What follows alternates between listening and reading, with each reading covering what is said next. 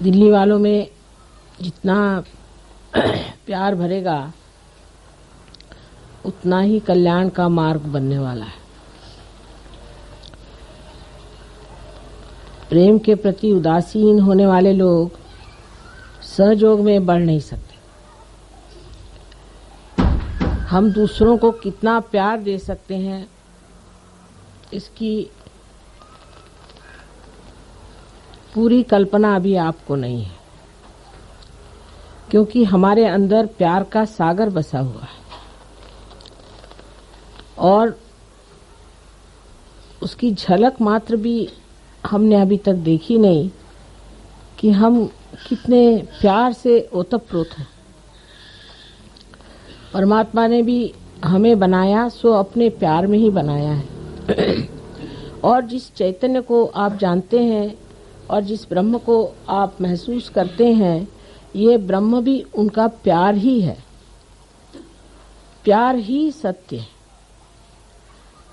जो मनुष्य किसी से प्यार करता है या स्त्री किसी बच्चे से प्यार करती है, पति से प्यार करती है, तो वो उसके बारे में सब कुछ जान जाती, तो भी वो बाह्यता जानना हो जाता है। लेकिन आप जब चैतन्य से किसी को जानते हैं तो उसके बारे में आप सब कुछ एक साथ जान सकते हैं। इसको आपने प्रत्यक्ष में अनुभव किया है। आप खुद जानते हैं कि आप अपने उंगलियों पर इस चैतन्य को भी जान सकते हैं, अपने को भी जान सकते हैं और दूसरों को भी जान सकते हैं। लेकिन अभी तक ये हमारे अंदर आस्था नहीं आई कि ये चैतन्य प्यार है। परमात्मा का प्यार है। ये प्यार की शक्ति है। शक्ति का अर्थ तो हम लोग हमेशा विध्वंस से लगाते हैं, किसी की घृणा से लगाते हैं, लेकिन परमात्मा का जो प्यार है वो जब हमारे अंदर उतरता है तो पूरी तरह से हमें शांतिमय बना देता है, जिसको कि अंग्रेजी में कहते हैं रिलैक्स्ड। किसी भी तरह की हिंसक भावना हमारे अंदर आ ही नहीं सकती। किसी तरह का भी आतताई एग्रेसिवनेस आ ही नहीं सकती। और जब एग्रेशन अवतरणों ने किया भी तो वो इसलिए कि वो शांति के विरोधक थे, वो प्रेम के विरोधक थे, वो द्वेषपूर्ण थे, राक्षसी थे। आज संसार में सब दूर आसुरी विद्या फैल गई। कृष्ण ने बताया था कि आसुरी विद्या जब फैलती तो बहुत जोर में पकड़ लेती। इसकी वजह क्या हो सकती है, ये सोचना चाहिए। आसुरी विद्या जल्दी फैलती है और सहयोग धीरे धीरे क्यों फैलता है। सोचना चाहिए कि जो इतनी अच्छी चीज है, जो सर्वोत्तम चीज है, वो धीरे धीरे फैलती, और जो गंदी चीजें हैं वो इतने जल्दी क्यों फैल जाती। इसकी वजह यह है कि जब मनुष्य की चेतना बढ़ती है तो वो उल्टी तरफ बढ़ती है। ऐसे भी श्री कृष्ण ने यह भी बात कही है कि अधोगति पर जाती। ये पेड़ का जो मूल है वो आपके मस्तिष्क में है। तो इस ब्रेन की ओर जाने का क्या मार्ग है, ऊर्ध्व गति की ओर जाने का क्या मार्ग है। आप तो जानते हैं कि कुंडलिनी के जागरण से आपका जो चित्त है वो ऊर्ध्व गति को प्राप्त होता है। पर अगर आप ऊर्ध्व गति की ओर जा रहे हैं और बार बार आप अधोगति की ओर उतर आते हैं तो इस बंदर कूदी में आप कहाँ पहुंच पाइएगा। जैसे स्कूल में पढ़ाया जाता है कि एक आदमी था, उसने 4 दिन काम किया, फिर वो भाग गया। फिर दूसरा एक आदमी आया, उसने 2 दिन उस काम को तोड़ा, फिर वो भाग गया। फिर उसके बाद तीसरा आदमी आया। तो ऐसी हालत में वो काम पूरा कैसे हो सकता है। आज बनाया कल तोड़ा, क्योंकि हम उस अधोगति से ऊपर उठ रहे हैं, उस जड़ता से हम ऊपर उठ रहे हैं, इसलिए उधर खिंचाव ज्यादा हो जाता है और इसीलिए बहुत जोर लगा करके ऊपर उठना पड़ता है। हालांकि परमेश्वर की शक्ति आतुर है कि आपको कमल के जैसे सुंदर ऊर्ध्वगति दान करे, और उसने प्रदान किया भी है। लेकिन उस दशा में रहने के लिए आपको थोड़ा सा जोर लगाना पड़ता है, और जोर बड़ा सुंदर है, वो है प्यार का। अब प्यार का विश्लेषण कैसा किया जाए? प्यार का मतलब ये होता है कि जहां आप कोई सा भी कार्य करते हैं वो अपने हित के लिए और दूसरों के हित के लिए होना चाहिए। हित आत्मा का साध्य होना चाहिए।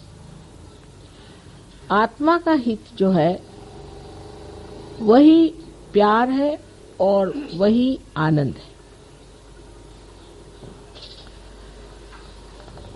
अब हम देखते हैं कि दुनिया में लोग किसी भी एक धारणा पे जुट जाते हैं। यही बात ठीक है, ऐसी करना चाहिए, यही होना चाहिए, मैं यही ठीक समझता हूं, ऐसे ही करना चाहिए। इसे हम लोग अहंकार कहते हैं। अहंकार माने मैं करता हूं। कितने बार आपसे मैंने बताया कि हम कुछ भी नहीं करते। कोई मरी हुई चीज को अगर हम दूसरी मरी हुई चीज बना दें तो हम क्या करते हैं? समझ लीजिए अगर एक पेड़ मर जाए और उससे हम एक फर्नीचर बना दें तो हमने क्या विशेष चीज कर ली? कुछ भी नहीं किया। एक मरी से दूसरी बना ली। और मरी हुई चीजों को इस्तेमाल करने से हम भी धीरे धीरे मरते हैं, माने हमारे भी अंदर आदतें जुट जाती हैं। जैसे कि हमें अगर आदत हो गई कि हम पलंग पे सो तो जमीन पे नहीं सो सकते, फिर पलंग उठाते फिरिए दुनिया भर में। अब हमारी क्योंकि जड़ता से ही प्रगति हुई है, जड़ की ओर आकर्षण एक तरह से बना हुआ है। उसको तोड़ने का एक ही तरीका है, क्या हम अपने से प्यार करते हैं? क्या हम स्वयं को प्यार करते हैं? अगर हम स्वयं को प्यार करते हैं तो कितनी बातें उसमें आ जाती हैं कि क्या हम कोई सा भी कार्य करते वक्त अपना अपमान या उपमर्द तो नहीं करते। माने चिढ़ जाना, बिगड़ जाना, नाराज हो जाना, जिसके लिए फिर हम दुखी भी हो तो भी जिस वक्त हुआ सो तो उतर गई आपकी इज्जत। दूसरी बात, अगर हम अपने से प्यार करते हैं तो हमारे अंदर एक तरह की ऐसी व्यवस्था होनी चाहिए कि दूसरा देखने वाला कहे कि कोई संत खड़ा हुआ है। आप लोग सब संत हो गए, थोड़े अधकच्चे भी हैं, ये नहीं मैं कहती कि सब पक्के संत हो गए। अधकच्चे तो सही, पर हो तो गए आप संत। आप असंतों के जैसे तो घूम नहीं सकते। अगर आपका अब बर्ताव इस तरह से रहे कि जो एक संत नहीं करता, तो ये तो बहुत बड़ी अपनी हानि है। क्योंकि एक तो पहले आपको संत होना नहीं चाहिए था। नहीं होते तो लोग कहते चलो ये उचक्के ही हैं, चोर हैं, चलो इन पे तो ऐसे ही हैं, घुमा करते हैं ऐसे 2500। गलियों में ऐसे बहुत से देखे गए। लेकिन आप संत हैं तो उसकी एक अपनी हस्ती है जो कि माननीय होनी चाहिए, जिसको लोग माने। लेकिन माने कैसे अगर वो माननीय नहीं है? तो प्यार जब तक असलियत पे नहीं आता, जब तक असली प्यार नहीं होता है, तब तक झूठे प्यार से हम अपना उत्थान नहीं कर सकते। अब अगर हम अपना प्यार इस तरह से तौले कि हमने अपने लिए क्या किया, हमने जमीनें खरीद ली, मकाने बना लिए, बाल बच्चे हमारे पढ़ गए, सब कुछ हो गया। अब हमने अपने लिए क्या किया? स्वार्थ, स्व का अर्थ हमने लगा लिया क्या? अपने लिए हमने कौन सी सेवा की? माँ की सेवा तो बाद में होगी, पहले अपनी करो बेटे। अपनी सेवा में क्या प्राप्त होने का है, क्या हमारा लक्ष्य है, वो सोच लेना चाहिए। हमें क्या पाने का है? हमें पूर्णतया परमात्मा के साम्राज्य में अधिकार से बैठना है। उस अधिकार को हमें प्राप्त करना है। उसके लिए हमने कौन सी गतिविधियां की, कौन सी व्यवस्था की है अपने जीवन के साथ, कौन से तौर तरीके अपनाए हैं, ये सोचना चाहिए। अब सहयोग में कितनी बार बताया गया कि भाई अगर आपको आगे बढ़ना है, इस वृक्ष को ऊपर की ओर चढ़ाना है, तो आपको ध्यान करना चाहिए। अब इस पे लोग सोचते हैं कि माँ ध्यान से कैसे होता है? अब देखिए कैसे होता है। जब तक आप ध्यान नहीं करते हैं, मन चल बिचल थोड़ा सा रहता है। जब आप सहयोग के विधि के साथ ध्यान करते हैं तो आप निर्विचार में उतर जाते हैं। निर्विचारिता आपको शांति प्रदान करती है। अगर समझ लीजिए एक पेड़ आप लगाइए, वहां रोज भूकंप हो रहा हो, तो क्या वो पेड़ पनप पाएगा? जिस जगह शांति होगी वहीं न तो पेड़ बढ़ेगा। जहां अशांति है, जहां हर चीज हिल रही है, डावाडोल है, वहां क्या कोई पेड़ पनप सकता है? जिस हस्ती में शांति प्रस्थापित हो गई है, वहीं पे ये पेड़ बढ़ सकता है। इसलिए पहले निर्विचारिता में उतरना पड़ेगा। उसके लिए ध्यान के सिवाय और कोई सा मार्ग मुझे नजर नहीं आता। पहले ध्यान में स्थित होकर के अपनी निर्विचारिता हमें स्थित करनी चाहिए। कितने देर के लिए हम निर्विचार रह सकते हैं, ये सोचना चाहिए। जैसे अभी कोई सुंदर चित्र है, उसकी ओर आपने देखा और आप निर्विचार हो जाएं, तो सोचना चाहिए कि आपकी शक्ति बढ़ गई है।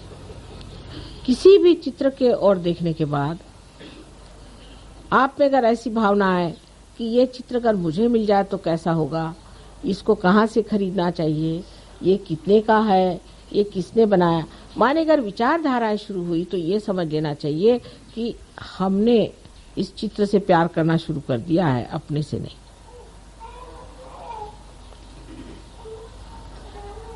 जब तक हम ये कहते रहेंगे कि ये मेरा है, माने वो मैं नहीं हूं, मुझसे अलग चीज है। तो जब अपने को हमें बढ़ाना है और इसकी पूरी वृद्धि करनी है, ग्रोथ करनी है, तो जरूरी है कि हम ध्यान में रहें और निर्विचारिता अपने अंदर स्थापित करें। जब तक निर्विचारिता स्थापित नहीं होती है, सहयोग बातचीत ही बातचीत रह जाएगी। जब तक हम अपने से ही प्यार नहीं कर सकते, तो हम दूसरों से क्या प्यार करें? लेकिन प्यार का अर्थ ये नहीं होता है कि अपने से प्यार करने का मतलब ये है कि हमारे बहुत सारे रुपए पैसे इकट्ठे हो जाएं, या हमारे पास 10-12 मोटर गाड़ी हो जाएं और हम बड़े आराम से घूमते फिरते रहें। ये जो लोग पा भी लेते हैं, वो भी आप जानते हैं माँ के पास आते हैं और कहते हैं कि माँ इसका कुछ इलाज करिए, हम तो भर पाए, वो भी सुखी नहीं।